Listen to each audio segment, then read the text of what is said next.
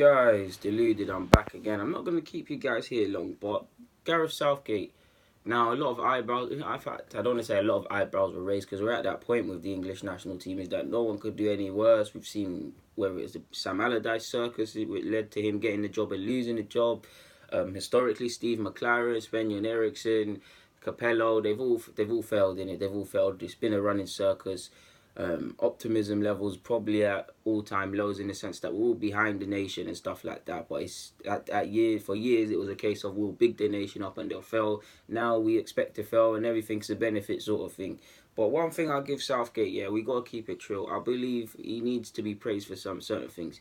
Firstly, in regards to the way of playing, I don't necessarily agree with what he does with forcing three at the back. I feel he could change it at times, especially if we're honest. The Colombia game could have went another way.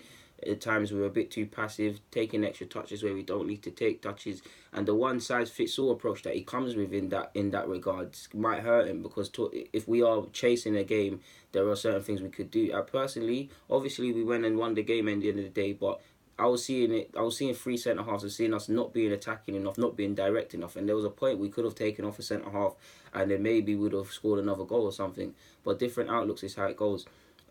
So away from all of that, one thing I have to praise him on that same token is the sense that regardless of what I might think, there's a clear way of how England are trying to play now. Is building from the back and all of these things. Like I said, I might not agree with it, but for time, England have tried, and it's still kind of bred in Germany and Spain to a degree, but for time, whatever nation was winning stuff or was gaining plaudits, that's who England were forcing it, trying to play like. Brazil of old years, Spaniards old 10 around them regions, Germany, you've seen it, you've all seen it in it, you've all seen it. So for there to be a clear way of playing, finally, I got to give credit to Southgate for that.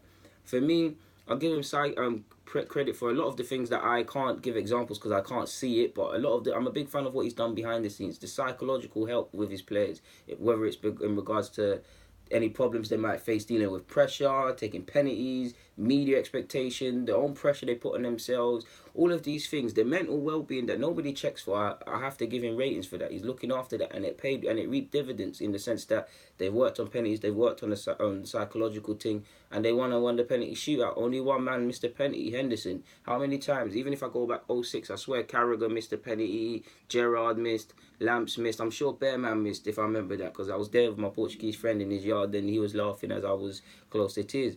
So the clear way of playing, the psychological help, and on top of that, or it kind of ties into that, the solidarity between the players both off and on the pitch. They're riding for each other. Look how quickly they came to save and stand behind Sterling, to the point where subliminally Southgate was saying, if you're going to do this, man ain't really going to do this talking to the media thing too tough and giving you guys clues. The media are not easy to deal with, better yet. So the good relationship between the media, I have to praise him and the England boys as well, because although you're seeing it, I mean, we have won our first penalty shootout in however many years, certainly not in my lifetime in the World Cup, and we're here being reminded that Sterling hasn't scored in 1,000 days for England or something.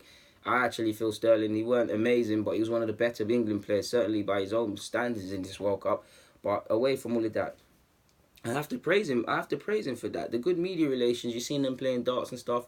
It saves us, because you saw the media circus with Spain. You saw more better example with Germany, things like that. So there's that, man. Regardless of how we've got there, ultimately we're in the last eight. Like, we're in the last eight. Regardless of the World Cup being a crazy World Cup not making any sense, we're in the last eight. We didn't expect this. This has been a fantastic journey. It would have been bittersweet if we went out against Colombia, but that surely have had to been the minimum expectation for most England fans considering this squad. So yeah, man, like I said, we should be improving. There are improvements to be made, especially with the way we're playing with certain individuals as well. If we want to really scrutinise the performances, because if we're honest, Colombia is the first decent opposition we've kind of faced. Well, Belgium as well, but first, by that time the game was already done. People already knew they're going through. Colombia was the only real decent side we faced, and if we're honest, yeah, for all the much I'm praising us, we by the same token, we failed to see the game out because we conceded late. We didn't create enough chances. We didn't take any more chances, and a lot of these things could have come back to bite us. The fluidity in the midfield was non-existent. We have to keep balance, but I do believe he deserves a lot of praise, man. Through whether it's guys like Wells and Rashford that are coming off the bench and things, I do think he could trust Rashford a bit more. Or players that are starting, there's togetherness. Nobody feels, or at least what it feels like on the outside, nobody feels out of place. Everybody knows they've got a role of sorts. So yeah, I didn't agree with resting players against Belgium, but I mean, what can you say? He rested players against Belgium. He came second. They beat Colombia and they're now playing Sweden. Sweden's not going to be an easy game, even if you just look at historically how England have played Sweden. I want it to be an easy game, but we can't get complacent, people.